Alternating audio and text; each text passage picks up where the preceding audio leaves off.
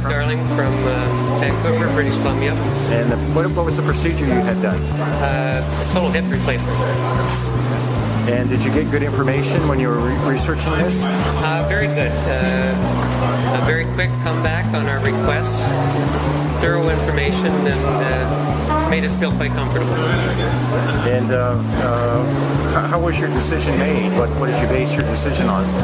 The personal contact by Meant to Go out of Arizona. Facilities were excellent.